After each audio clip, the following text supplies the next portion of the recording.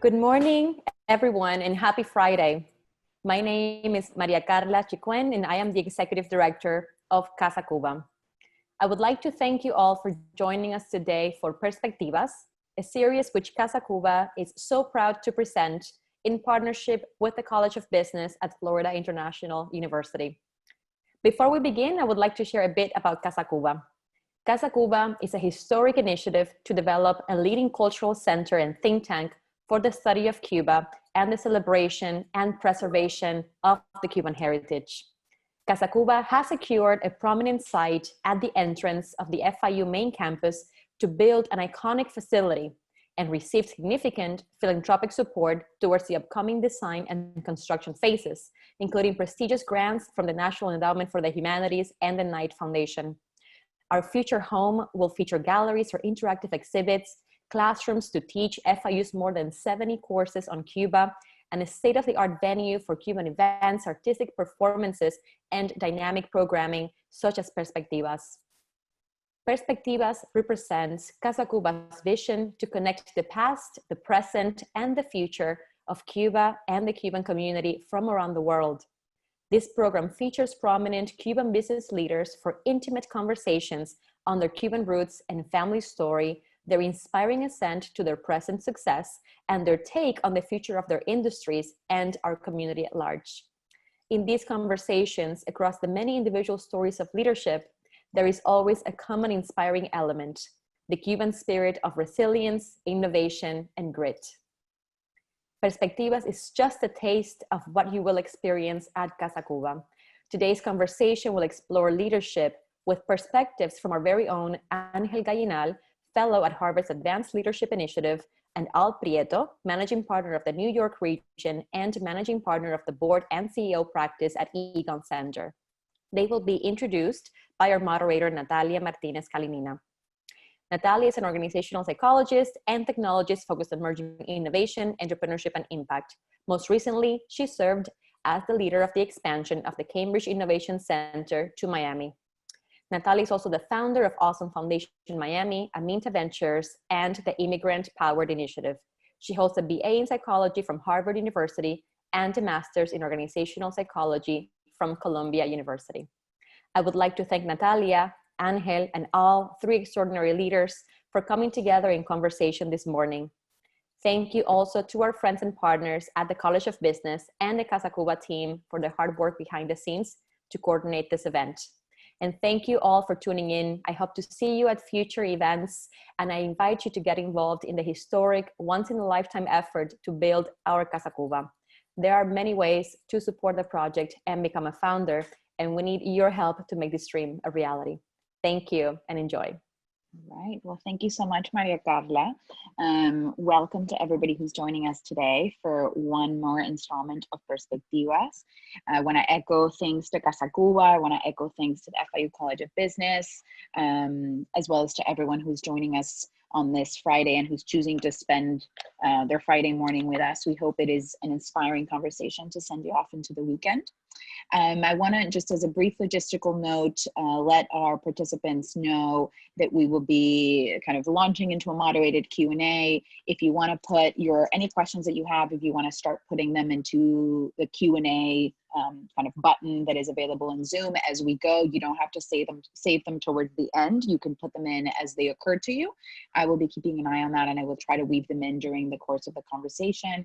And we will definitely have a more audience-focused Q&A towards the end in case some of them don't work with the flow of what we wanted to discuss over the course of the conversation. So for anyone joining us, this is absolutely a participatory dialogue, and so questions that you have, comments that you have, please feel free to put them in the Q&A. And Ángel and Al, it's a pleasure to be speaking with you both today. So I'm going to ask you all to turn your cameras on, and we can kick off with our introductions. Yes, wonderful. Good morning. Good morning, Natalia. Good morning. Good morning. Well, today's topic I'm very excited about, in part because I'm an organizational psychologist, and as part of that, obviously, I spend a lot of time thinking and advising and engaging topics that focus on leadership and leading teams and leading dynamic teams.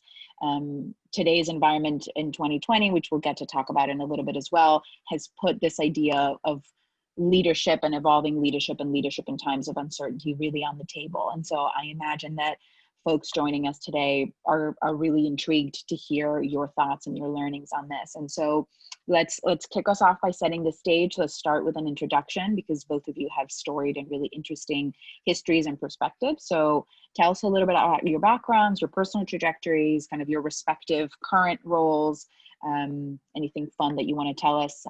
Obviously your Cuban heritage, anything you want to feel kind of pepper in there is very welcome. So let's kick us off. Sure. So Al and I drew straws beforehand, and he decided that I would go first. So. But I want to thank you again, and I want to thank Maria Carla and all the folks at CasaCuba and FIU for putting this program, this initiative together, and specifically for the work that you've done in getting us together as a panel. My story is hopefully not a complicated one, but I think it's important that you get the right context in order to understand my views on leadership. So I was actually born in Santa Clara, Cuba.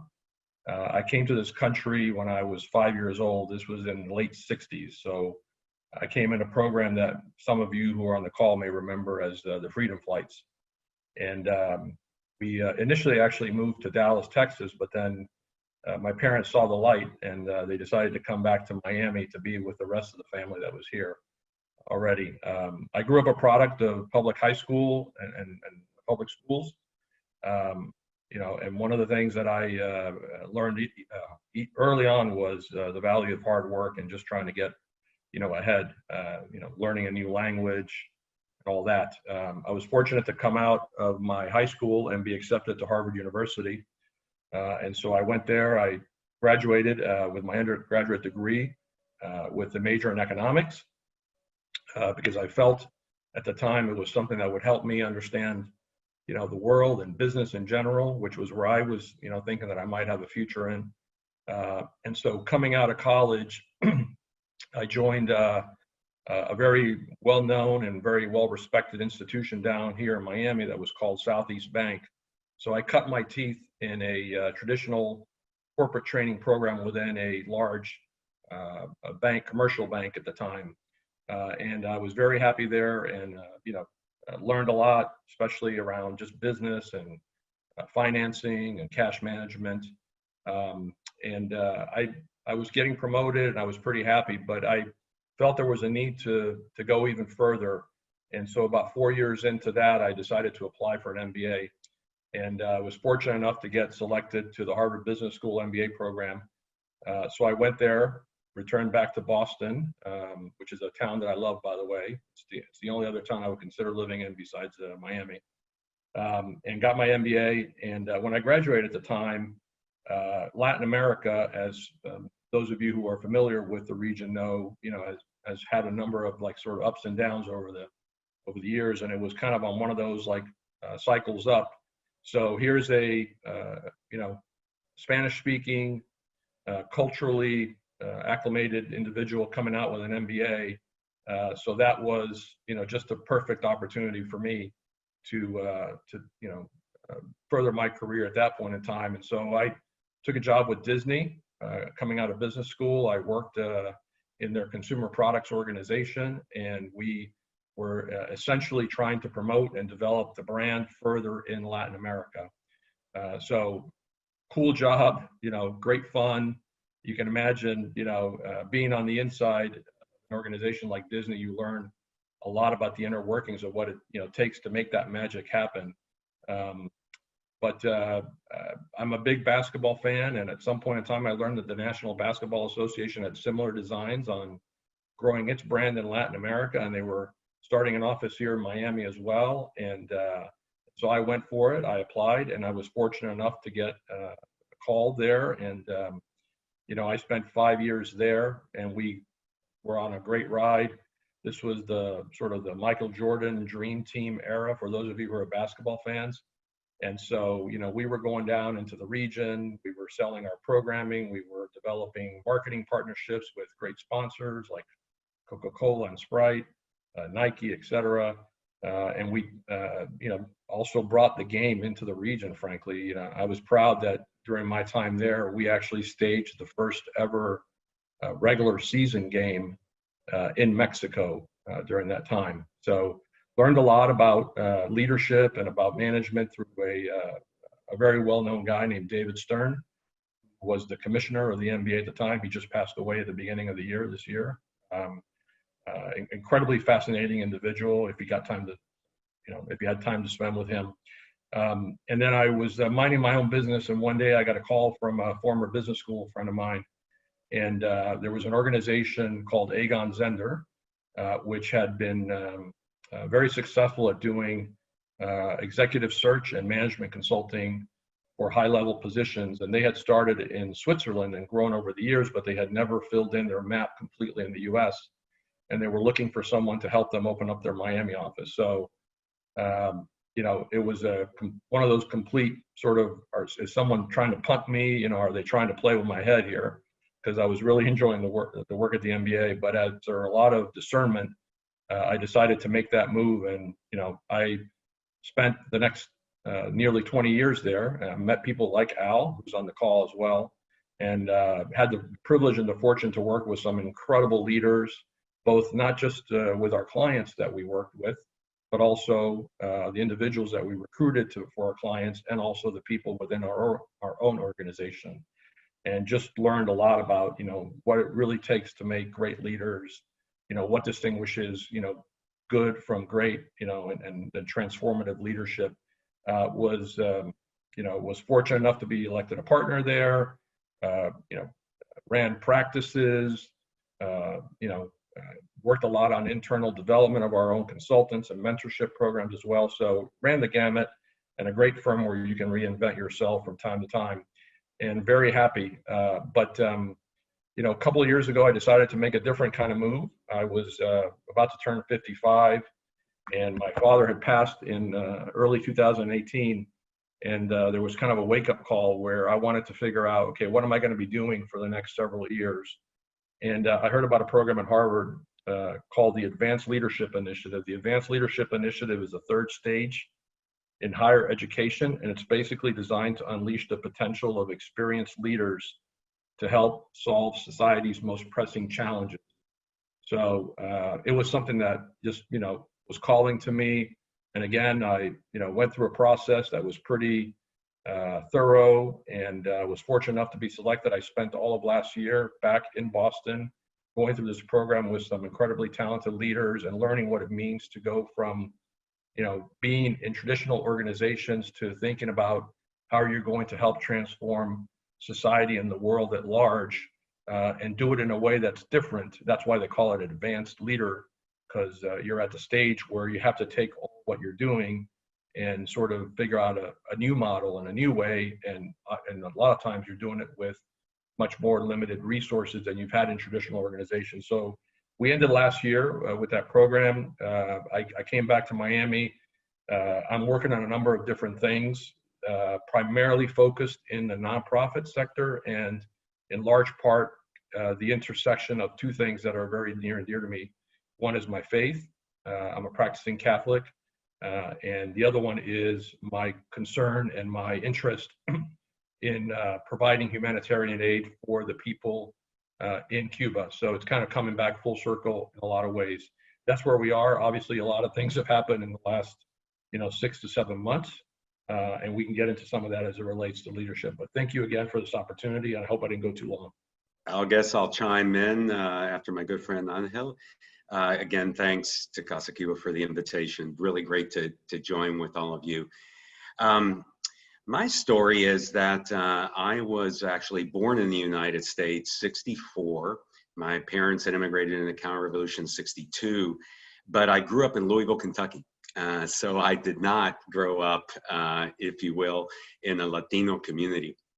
My parents, when they immigrated from Cuba, they're like, we're in America. We want to make a real, just make a change, make a break from Cuba. And so it was a fascinating time growing up, because I grew up in as I call it, Louisville's a town of 1 million people, but there were only 200 families of Latino descent. But in our home, we spoke Spanish. We cooked Cuban food.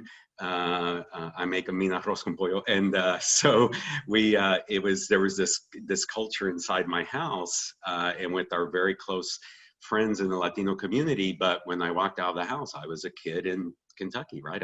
In the Midwest, in the South. Lovely place to grow up, wonderful people. And interestingly, my mom now, who's at ripe old age of 82, after living in the New York area to be close to her grandchildren, has moved back there. So this is very much home. And if you go to Louisville, Kentucky now, I'm very happy to say there are like 7 Cuban restaurants. There's a thriving Latino community. It's amazing how it's changed. I mean, it really is. So I think it's, that sort of, I think that kind of story is how like the United States is really evolving now. When we look at Latino communities across the United States, it's really, really different. And my hometown's part of that. So my journey was one, definitely not a linear journey. Sometimes in leadership, people describe career journeys. It used to be the career ladder, right? You sort of pick what you want to do and you just sort of go up each rung of the ladder. And one good client, a CEO of a major company, shared with me a few years ago, he says, these days careers are not career ladders, it's more like a career jungle gym. You go one side, you make one move, you go sideways, you go another move. And either it was foresight or I wasn't bright enough, but my career was definitely a jungle gym. I did not do a linear path. After I went to undergraduate at a regional state school, Western Kentucky University public school, I went to medical school and almost became a doctor. I was 3 years in medical school and decided that, it's just not for me. And which was a pretty dramatic move. I joke that my mom still says to me, I don't think she's still forgiven me. She says, you would have made a great doctor. It was one of those decisions in my life is that, hey, you've got to be true to yourself in terms of what you do. And I stay close to the healthcare industry though. These are one of these things in life that some of these early experiences sort of stick with you and just in a different way. So my whole business, I had a business then career in the pharmaceutical industry. I actually founded a company, moved to Atlanta, founded a small company. We raised venture capital, grew the company, and we did clinical research for pharmaceutical companies, developing new drugs. And I moved to Atlanta with my business. This was in the early 90s. And actually, our little firm, we did a lot of research on the HIV drugs that you see today that are very successful today. That's actually what we focused on, was what they call infectious disease research. So was an entrepreneur and in true Cuban fashion. We grew that business and ended up selling it. And then new chapter in my career was that I moved to London and for a variety of personal reasons, and then really started adjusting to living in Europe. And it was during that period of time and part of that adjustment that I decided to go to business school. And again, this is one of these interesting things. I was 36 years old. I'd run a few businesses, but I'd never taken a business class in my life. So I thought, maybe I should learn a little bit about this. So I went to London Business School, fabulous school. And it was after London Business School that then actually our Angel and I's firm, Egon Zehnder, actually recruited me to an executive role at a big pharmaceutical company, AstraZeneca. And I was put in charge of AstraZeneca's business across Central Eastern Europe, 14 countries. This was early 2000s. And it was a fascinating time because it was before EU accession for several of these countries. And this is again where it was interesting, my Cuban roots, my roots of being, if you will, a minority in a broader population really came to play, because it's that understanding of people that have different perspectives. As I would fly to Russia, or I would fly to Poland and meet with teams in Poland, or whatever one of those countries, is that I was used to dealing with people who were English as a second language. And so little things like learning how to slow down my speech, which, as we all know, is difficult for a Cuban. But in terms of communicating with people, understanding just different perspectives, I found that I never would have thought that growing up as a Cuban American, that you in the middle of Russia or in Poland, that actually this background of having a different background helped me to feel comfortable and those around me feel comfortable with that. I could relate to them a bit more. So did that, moved back to the United States. My wife and I, my wife's just a retired banker, very successful banker. We had met in London. We had started a family.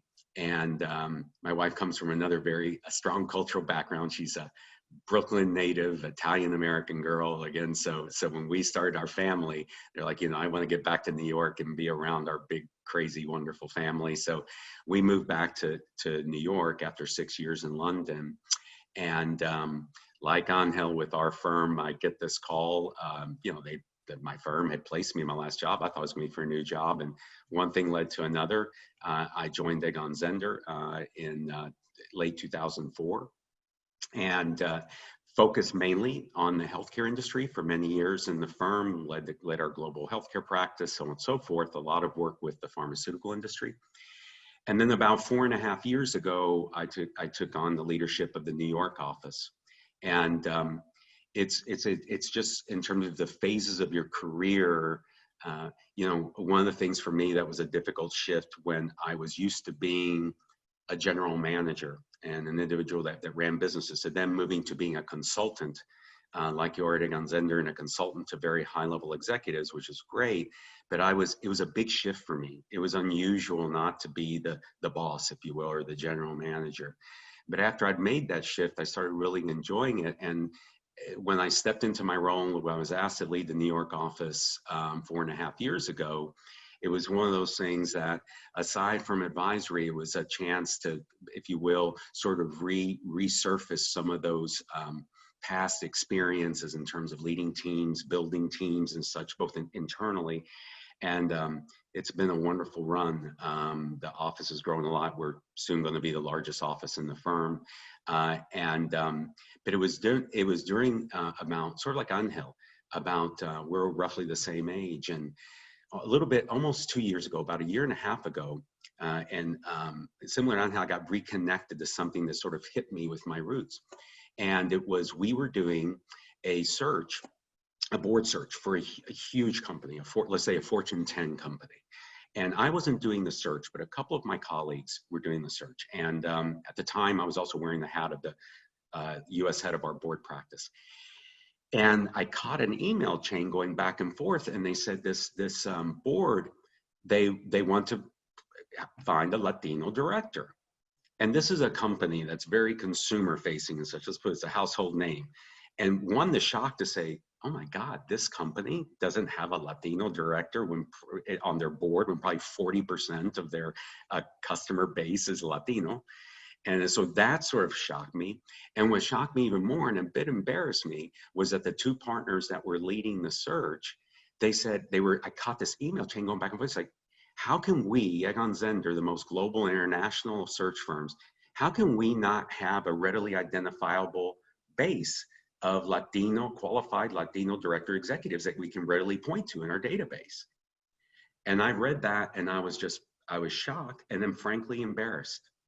And one thing led to another, and that led me to see that, are there any organizations that are trying to promote Latino diversity on corporate boards? And I did some research, and there's a small group called the Latino Corporate Directors Association. And I called up the president. I called a couple of directors that I knew that were involved with it. And then I called the president, and this was middle of 2018, and said, hey, let's discuss your mission. And I said, wow. And then we talked about it. I said, that sounds great. And I'm like, all right, we're in. And she's like, dear friend Esther Aguilera. And she's like, what? I'm like, we're in. Egon Zehnder's all in. It's like, you need sponsorship, and it's like, well, yeah, we're going to hold our annual meeting, our third annual meeting, hosted by Baker McKenzie in Chicago, an eminent law firm in Chicago. It's like, yeah, that'd be great. And well, that one thing led to another. And our firm has developed a wonderful partnership with the Latino Corporate Directors Association over the last couple of years. And for me, it's been something of it's been a great professional journey, because it's an area where we as a firm can make an impact, not only for our business. Listen, it's great business that have a differentiation in the market of being able to do board work with a different angle. But actually, the most gratification has come from, actually for me, it was the first time in my life at age 54 that I was around in the Latino community.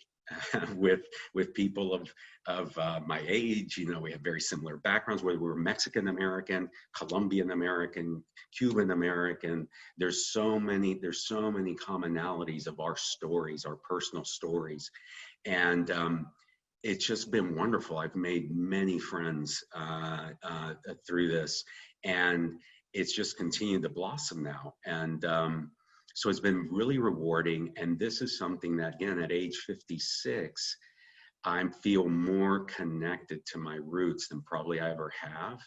And in the United States now, when we look at everything we're going through, certainly we're very sad as a country in terms of racial tensions, the importance of understanding that we're a country composed of a mix of individuals, of a mix of backgrounds, and that it's so important to understand our commonalities and crossovers, and also while holding our heritage, is just super important. It's super important. So it's become now for me very much a mission, a personal mission. It's a very gratifying personal mission. It ties to what my firm does. And so I found this wonderful sweet spot of where it crosses over. So that's my sort of story up till today. So thanks. Thank you. Thank you both for sharing. I think kind of in my experience, and well, my personal experience definitely has been more of a jungle gym in my dynamic. And so thank you for sharing. You know, like you can, I think it was Steve Jobs, you can always connect the dots looking backwards. And so it's always useful, especially for some of our participants who are students at the university, to think through, kind of to look forward from a little bit of that perspective. So thank you for sharing all the different complementary pieces of that. So, okay, jumping right in, a couple of kind of easy softballs just to set the conversation up. So tell us a little bit about kind of, everybody has their own leadership style, their own kind of leadership philosophy. So tell us a little bit about kind of your own leadership style and any kind of guiding principles of your philosophy, how you approach leading teams and leading organizations. Whoever wants to start. I'll start.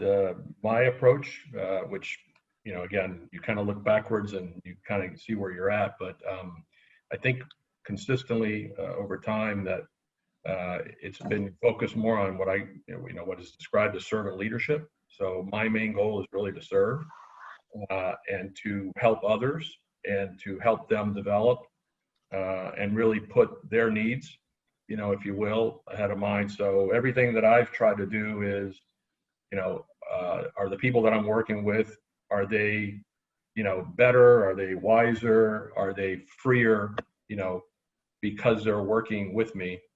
So I never consider myself to be a quote unquote boss, you know, someone, but really someone that could help them. And as I think back, you know, the people that helped me most were the ones that helped me realize my own potential. So I guess servant leadership is the way that I would describe my overriding principles. I'd say for myself, it's, I would describe it as authentic leadership. From a perspective that I care a lot. I care a lot about our team, the people I work with, and I let it show. And when I say by authentic is then I'm very imperfect.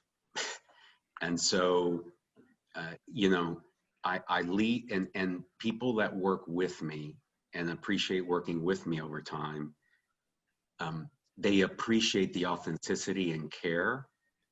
And that, and again, very aligned to Cuba. I'm incredibly passionate, driven. But sometimes my passion will push me to like, hey, maybe press too hard or have too strong a voice. Over time, I've learned to catch that when I do it. But because it's rooted in authenticity, those that work with me closely, they understand. And it's another element of what Angel talked about, servant leadership. I mean, where I gain the greatest joy as a leader whether it be working with clients or working internally, building our team. It's just to see success in others. It is the thing that fuels me. I mean, I gain just a huge amount of satisfaction, psychic satisfaction from seeing others. And I think seeing others grow. And I've just seen how both with our clients and our firm is, if you are an authentic leader, you invest in your people, the business takes care of itself. Yeah, I would agree. I think especially in customer facing, indirect or direct type of organizations, whether they're for profit or nonprofit, I am a fundamental believer that everything that emanates from a core, an individual core of the people that are employed or the stakeholders that interact with the organization ripples outward. So I agree with you both. What has been kind of a particularly challenging lesson or experience for you along your leadership journey? And conversely, what has been kind of a leadership moment or lesson that you're particularly proud of? Who you want me to lead? So I'll jump first on this one. Well, I've got to tell you, it's very recent. Leading our office during COVID, and particularly in New York, where actually, fortunately, we made the decision to close our New York office 2.5 weeks before Governor Cuomo shut down New York. You know, leading the team through a time of a lot of fear was something that, you know, and doing it virtually like this brought a lot of learnings, a lot of learnings that actually are really interesting. You know, our office is about 120 people. And I think we all feel we're closer now. Paradoxically, we're closer now that we're not in the office together than we ever have been. The second piece that's been a learning, and again, not by design, is again, the terrific racial unrest, the terrible racial unrest that arose post George Floyd. Well, as it turns out, it hit my office particularly hard. Our office is 71% diverse. The first, I'm not proud to say it, but the first Black part in our 56-year history, the first Black partner of our firm was elected from our office, and the first Black female partner of the firm was elected from our office. And so, you know, after George Floyd, that hit us incredibly hard. I mean, they hit people personally, deeply. And my learnings through this is actually my perspectives. I've just shared before about my Latino heritage and the importance of connecting with my roots and the importance of promoting Latino diversity, for example, in a boardroom or an executive suite. But this is really, I never thought as deeply about the experiences of other minorities and what they've gone through and what their journey has been. And it's been an eye-opener, and it's changed my views, I hope in a good way. And actually, I talk about the Lincoln Corporate Directors Association. We're actually, and the directors on that association that are involved in that association actually realized this and said, we talked about it. We said, you know, we want to promote Latino diversity, but at the same time, it's really important to promote diversity more broadly. And so now what you see is that actually they formed a diverse directors coalition that we're also very involved with. And so my learnings over the past, just very recent past, is that, you know, to continue to keep your aperture open as to the experiences of others, and to really question yourselves in terms of your own either overt or unconscious biases, and that you can support and promote the mission of your culture, your heritage, your community, but at the same time in doing that, actually be very sensitive to those other communities, particularly in the U.S. So that's been my real learning. I find myself reflecting on my own thinking historically. It's to me, it's been one of the most impactful things that's happened in my career. Yeah, for me, I guess my challenges over the years is, you know, at some point in time, you've done the job that someone working with you has. If you're in an organization long enough, you've seen the jobs and you you know what it takes to do those things. So I think for me, what I always have to sort of remind myself is, I know what I know, but do others know what I know? And how do I make sure that I impart that? And, they shouldn't, I shouldn't assume that just because I've done the job that they know how to do it. And then second of all, that I'm telling them, what's my view on it. And with that also comes just knowing how to be adaptable. You can become very myopic in the way things get done because you're doing it. Somebody comes to you with a different approach and you're like, well, no, that's not the way you do it. And so you have to be open, that there are other good ideas and they all don't emanate from you. In fact, the best organizations, I've learned over time, generate ideas and innovation from across a range of individuals from entry level all the way to the top. So I think that's been a great challenge to sort of keep present in mind as I've gone along. In terms of successes, I mean, over the last 20 years or so working with the firm, there's too many in terms of the individuals that we've placed and the organizations on which they've had impact. It would do injustice to name, any single one. But what I can tell you is a personal, real success for me, and it kind of relates here to FIU, is several years ago, I was looking for a new administrative assistant. And someone recommended to me a woman named Jennifer Rivero, now known as Jennifer Gooding. At the time, Jennifer had been working with your former president, Mitch Maidique. And she came to work with me as my assistant. And Jennifer was one of those people that just wanted to grow, and she, wanted to go beyond her job, and she wanted to learn the ins and outs of the organization.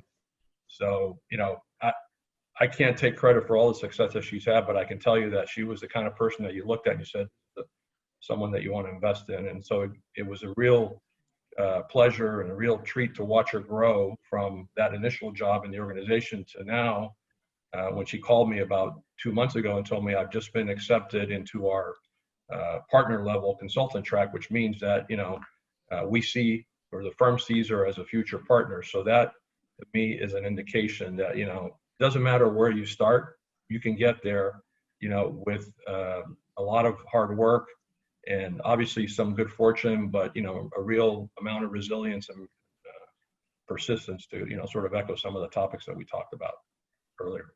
I'm smiling because I'm very happy that I have a fellow Cubana that's on the partner track there. So she's amazing. I can a testament to that.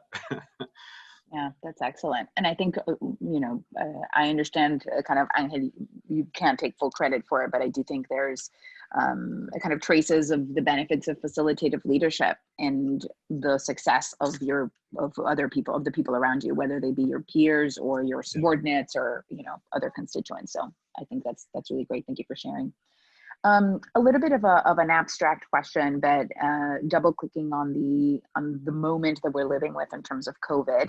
I think, when we think of leaders, I think there's kind of different energies that different people emanate. I've definitely been I've had and looked up to leaders that manage a different balance between how they're optimistic about certain things, how they're realistic about others, how they communicate kind of that line. I think I've been fortunate not to engage too often with leaders that kind of communicate cynicism or pessimism, but I know that they're out there, and I've had the kind of colleagues who've had bosses of that nature or company leaders of that nature. So kind of where do you sit on this line of optimism, pessimism, realism in terms of how you communicate as a leader? And especially kind of how has that changed or been nuanced over the course of 2020, where we've obviously been in crisis mode? Yeah, I guess for me, I tend to lean towards, so I'm an optimist by heart, but I'm also a realist. So, for me, the guiding principle has always been, whether I was someone who leading or whether I was the person who was looking for leadership, is, tell me what's going on, be transparent with me, give me as much information as you can. Obviously, I know that in organizations, you can't reveal everything, but give me the information so that I know where I stand. I know where the organization is heading. Where do you want me to go? Paint for me the sort of the path that you think that we're on, so that I can adapt to those realities. To tell me that everything is fine, is great, and be as optimistic as you want. But, at some point in time, if this continues on, you can't operate with the business as usual paradigm. So, I have a 23-year-old daughter. She's just starting out her career. She works for a Big Four public accounting firm. And, we've had a lot of conversations about this in the last 6 months. So far, her firm has been very transparent in terms of what's going on. They've told them about, raises or not, or none thereof, actually. They've told them about, keeping jobs, but they've also been real. It's like, our clients are being impacted. So at some point in time, we're going to have to reevaluate everything. So I think that there's a good mix of that, at least for me. Those are the principles that guide me and give me the energy that I need to be successful. And I think that's where I think leadership does make a difference. You have to provide that energy for people working in an organization. And some people do that better than others, frankly. So I think just echoing and sort of building on this point, one, the communication and the connection required from leaders in this environment, it's intense.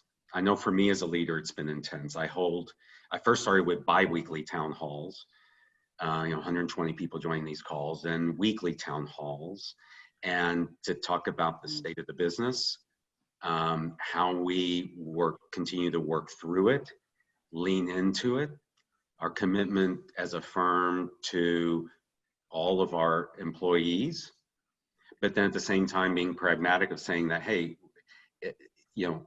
it's up to us to guide where we end up through all of this, and we all need to lean in.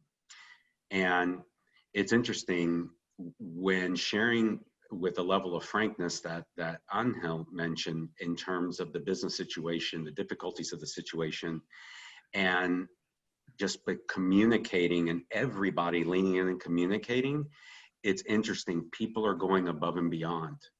We were worried sometimes in the COVID environment. Again, you can imagine in New York, New Jersey. I mean, people have people around them that are dying. It's very real. It's shocking. And you have town halls where, or one-on-ones, constantly I'm on one-on-ones, and you see people's emotions going up and down, understandably so. But you stay consistent with it. You stay consistent with the engagement. And what's been the wonderful thing that's like blown us away is people are leaning in. Everybody from our assistants who say, like, what can we do for the business? To analysts that have just come out of college and then are working in our analyst group. So these are individuals that would have been, say, a recent graduate from FIU, right? And sitting in our analyst pool. And instead of saying, okay, here's my job, this is what I do in the organization, it's like, what can I do to help the firm bring business in? It's been a wonderful thing, and frankly broke through barriers that we had seen before, just perceptions, right? Not real barriers, but perceptions.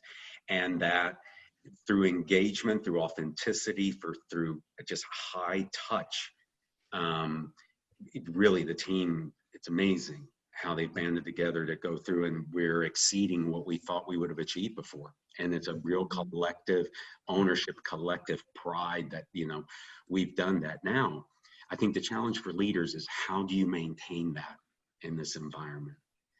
And that now with the leaders that we work with, even with ourselves, is that, all right, we've made it through this first wave. We sort of get what the new normal is. This is whatever our business is, good or bad, this is what it is. But how do we maintain engagement and pace going forward? That's an unknown right now. That's an unknown. And so these aspects of that we've talked about, in terms of our culture, resilience, grit, all these things, well, to have that resilience, to have that grit, you've got to have that, that sense of that intrinsic true north that keeps your energy up when things are really tough. It's challenging, right? As we keep going through this a challenging time. But anyways, I'll stop. But this is what I've seen certainly as a leader internally in our firm, and then when I see it with our clients and some of the things that there's been successes, but at the same time, very much the concerns of the unknown. But one thing that's consistent, it is we have seen a general flattening of organizations. You know, the CEO is on Zoom from his house, just like the assistant is, or just like everybody else. So there's been a virtual flattening of organizations. Now, I think we all know hierarchy is going to come back to play, but it is a snapshot in time that's really unique. That's another dynamic that's going on right now that's very different that's ever existed, is that kind of flat to virtual connections. Yeah, I mean, kind of double clicking a little bit on that, I'm curious, kind of Angel, for any thoughts that you have on kind of, and we kind of preempted my next question already, which is great, on this kind of, how has the leadership paradigm changed during this moment of crisis? Has it changed? How has it changed? Are we redefining the expectations that we have of leaders and leaderships across our organizations? Or is this just a heightening of what we already expected? It just looks different. Well, I think what Al says is right. You know, I think people are learning how to operate in this new environment. You know, obviously businesses are looking to see how, you know, why they exist and what they do, and does it make sense going forward. And, you know, I worked a fair amount of time at the end of my tenure at the firm with a hospitality organization. And you talk about an industry that's been, you know, really hit hard. But in all that darkness, if you will, there's some silver linings too. I mean, the hospitality firms that I think are going to succeed are learning how to reinvent themselves. I mean, small examples, you know, a lot of these companies have existed on business travel. Well, we know that business travel is probably not going to end up looking the same as we come out of COVID, no matter what. You know, people now have discovered Zoom, WebEx, Microsoft Teams, Google Hangout, and, you know, do you really need to get on an airplane all the time? So we know that the corporate travel and corporate business, you know, for the hospitality industry is going to be hit pretty hard, and it's probably not going to come back to the level it ever was. So how are these companies going to reinvent themselves to cater more to a leisure, you know, travel segment? You know, for years, the hospitality industry talked about keyless entry, you know, go through, you know, like a process where you never had to look at somebody, and, you know, you can go straight to you can pick your room and you can go all the way to your room, you know, but there was always a lot of, you know, friction about doing that because it involved investment. Guess what? The hospitality companies of the future, they know they need to do that. So, you know, going back to this, you know, topic of innovation, you've got to unleash that innovation across the entire, you know, universe of your population. And, you know, to echo Al's point, you know, you really got to flatten it, because these organizations have to learn how to operate in a new way. They need to, you know, be able to be very nimble and flexible. And so I think that this, in some ways, if you look for silver linings in what is obviously the worst disaster that we've had in, you know, centuries, you know, these are some of the lessons I think that we can learn as leaders, and the people that get that, and the leaders that get that and unleash that in their organizations are going to be well positioned, you know, going forward. Yeah, I agree. I think my perspective, leading a team in a company during the COVID life, has been a much smaller team, a team of 14 people, but a team nonetheless, has been a kind of, I used to think of my role as a leader as very external facing, and obviously looking at my internal dynamics, but very in charge of the external elements and the external priorities. And I think the pandemic forced me to be extremely internal facing, which was for me a shift that was different, but also had its interesting moments, had things I really enjoyed about it. But, you know, it was taking care of employees and internal priorities and internal stakeholders in a very different and a very high touch way. So it's been interesting, and I think some of that will remain. So zooming out a little bit, a couple of questions, and we're just a heads up, we're going to go a little bit over because we started a couple minutes late. So I'm going to give us a tiny little bit of an extension. But so I think this is a question that, at least for me, from the students' perspective, which I know we have some folks with us, comes up often. And so zooming out to a little bit of a more abstract line of questioning, how do you view the difference between managing and leading? And more importantly, kind of how can folks who are managers or who are in a place of their career where they're starting to step into those roles prepare themselves to become leaders? Kind of what does that trajectory look like?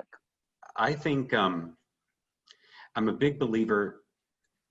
Oftentimes people say, hey, it's really important to have goals and focus on goals, and you sort of have a path that you're driving towards.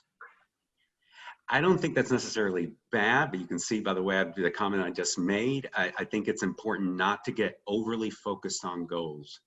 I think the evolution of being a manager to a leader is taking the time to understand the things that are meaningful to you, that give you energy.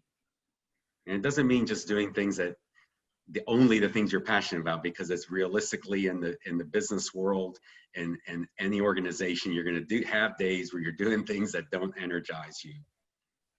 But to seek out things that do give you energy and that are aligned with the things that not only are important to you, but that you think are just really drive you.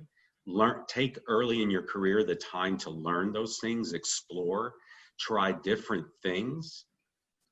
And as you start learning those intrinsics that really drive you, then you can start using that as a lens to look at the areas that you want to focus more on in that particular business or a career path. Because if you're focusing on the things that inherently give you energy day to day, you're going to have the resilience to basically grow and succeed. And I think the difference between a manager and a leader is a manager is saying, okay, here's like these goals, objectives, and here's how you're doing it and all that. A leader understands the direction. They understand direction. There may be some clear paths to get there, but there's also some ambiguity in how you get there. And if today's environment doesn't demonstrate that we're basically in an ambiguous environment, I don't know what does.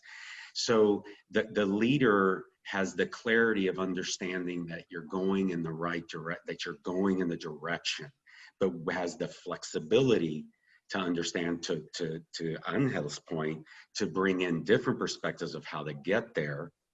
And it's that linkage to yourself and what are your intrinsic drivers that will give you the resilience, the grit to work through obstacles, to keep an open mind when you're working through, to be creative, to be innovative, while at the same time progressing. So I really think, I hope it's not too amorphous an answer, but I think oftentimes, sometimes very senior leaders and sometimes young leaders get a little bit overly focused on, 1 year from now, I want to do this. 3 years from now, I want to do this. 5 years from now, I want to do this. 10 years, I want to do for this.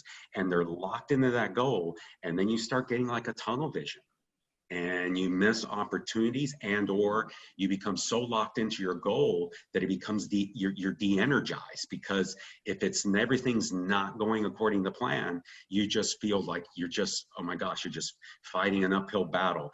And what that does is it saps your resiliency. It saps your resiliency, and you just can't keep up the energy to drive through the things that are difficult.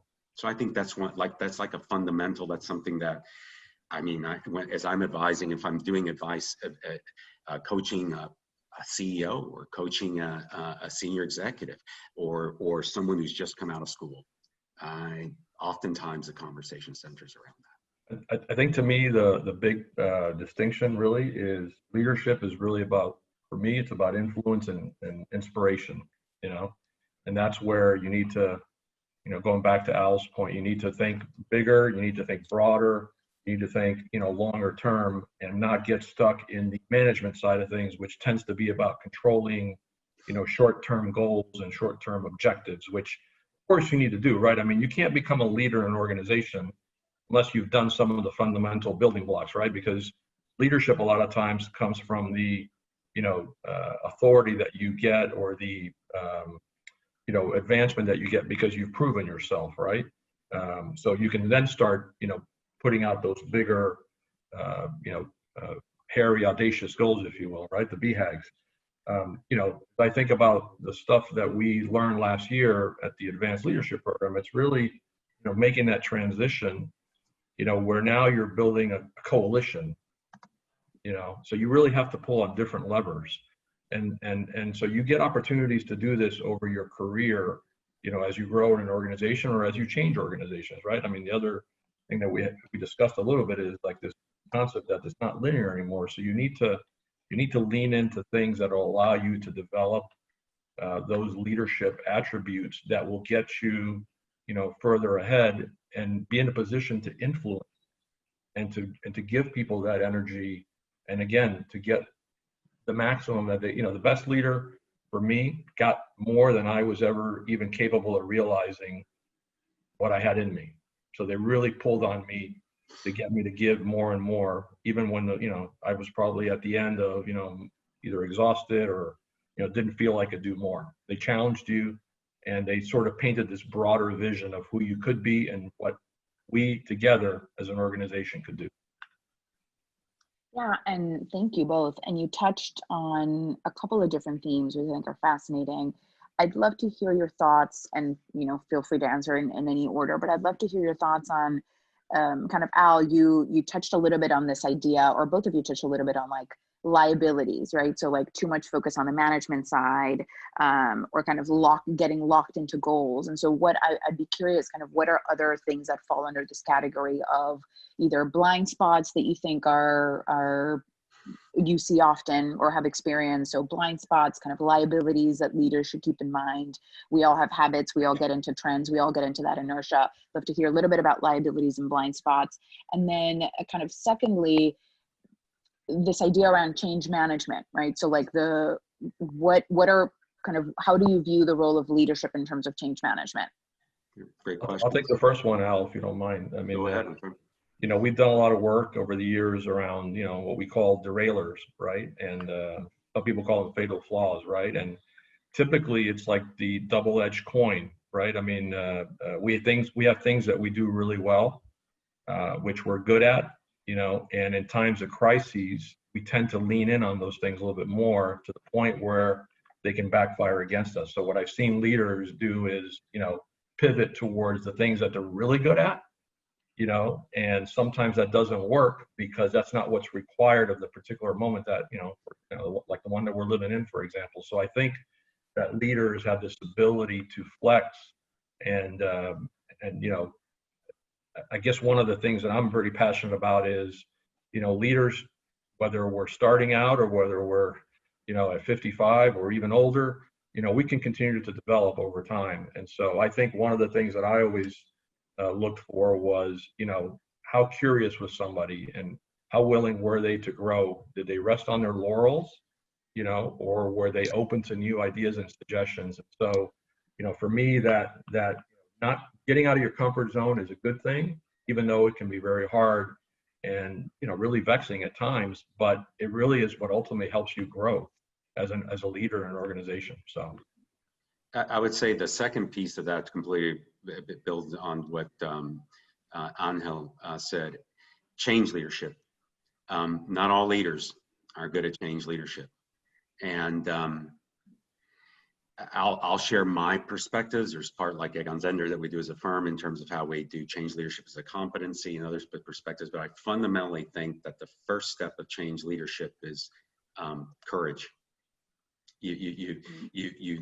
The individual, as an individual, you need to be comfortable with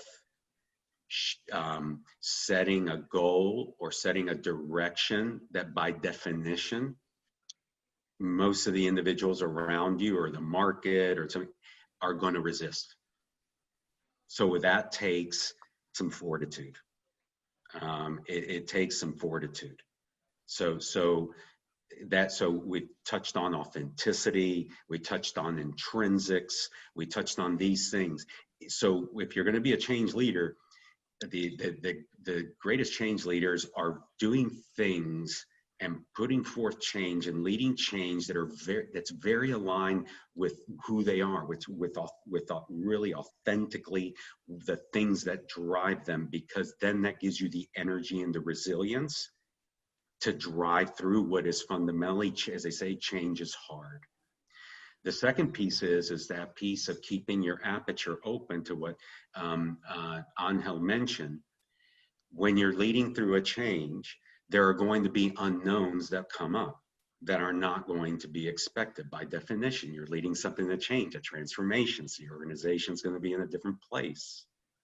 So if you are too narrow focused, too channel focused on what you're doing, and don't keep, if you will, your radar open, your frame open enough to continue to both integrate perspectives from other individuals, but integrate market information, data, other elements of information to continue to to shape and craft the way your approach to the change and leading the change, more than likely you're going to fail as well. So there's that balance of passion, authenticity, alignment with your intrinsics that gives you the resilience and compels others to come with you. At the same time, not being too anchored in your way of doing things. Those change leaders tend to have those attributes. Okay, let's wrap us up, since I know we're a few minutes over. I have kind of two more questions that are a bit of a mix from other people and questions we've seen come in. So one is, what should leaders be thinking about, kind of given the heightened context currently around equity, diversity, justice, inclusion? Kind of what advice do you have, or what have you seen that from a leader that you particularly admire? We're spending a lot of time on that right now. I just joined a major board of directors meeting a few days ago on this topic. It's complex. Okay, number one, this is complex. We all want to move to action, but in engendering a more equitable and diverse and inclusive environment, that takes a lot of self-reflection as a first start. So organizations at all levels then need to do some self-reflection. That's like a first step. Second, combined with that self-reflection and understanding, so really an education of yourself, of what an examination of what your perspectives are. Second, then, is that you do need to take action, though.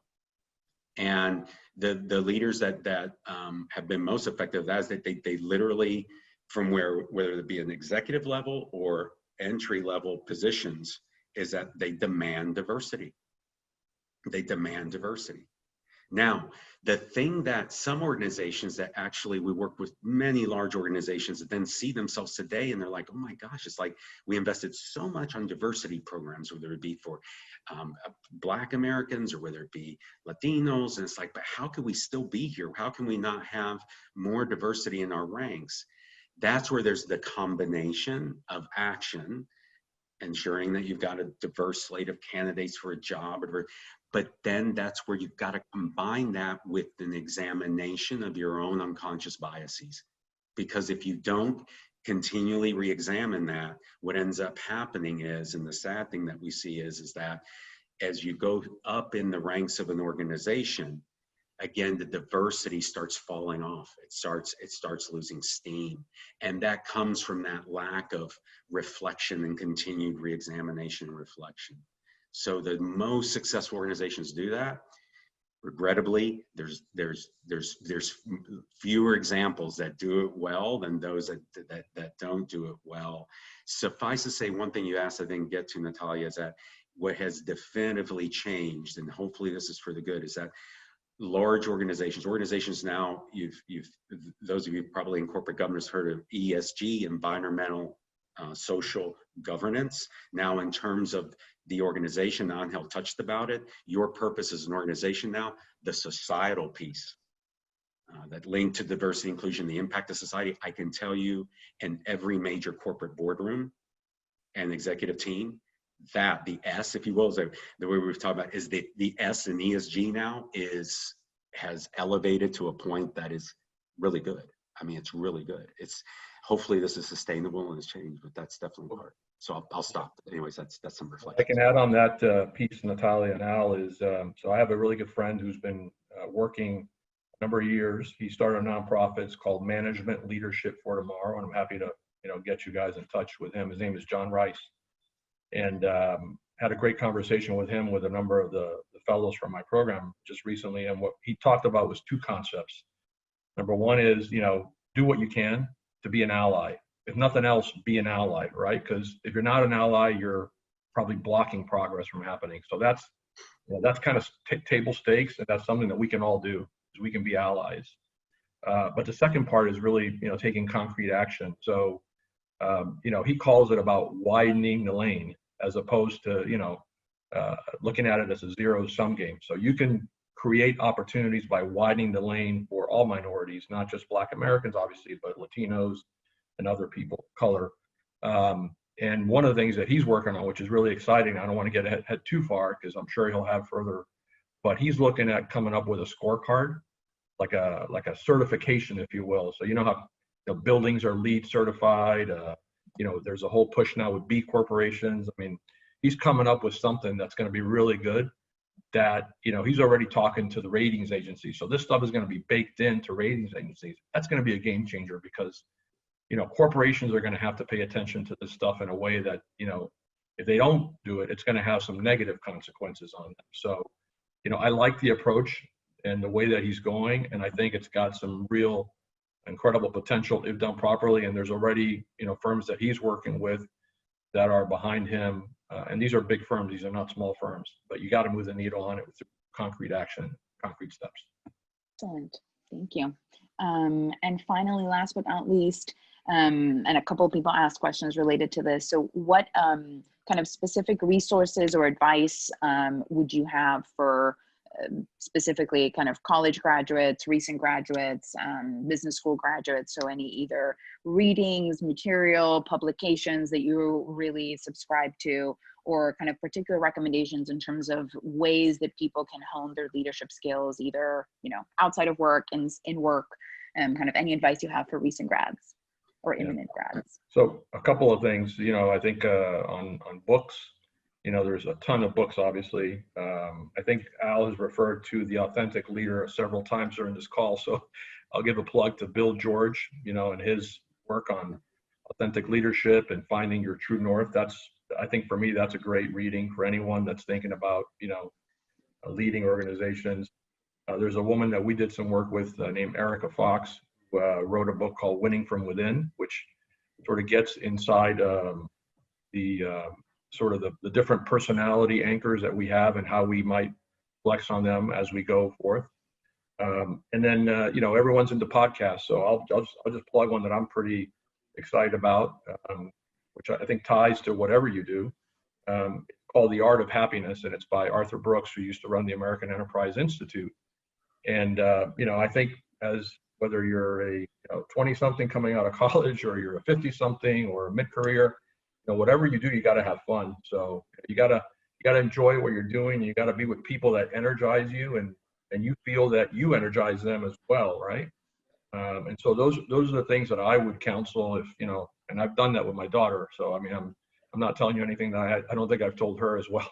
I'll add a recommended reading that's very old school, but very practical for leaders. It's a book written by, one of these Harvard management gurus, Ram Charan and Larry Bossidy, who used to be a former GE executive and ran Honeywell. It's called Execution.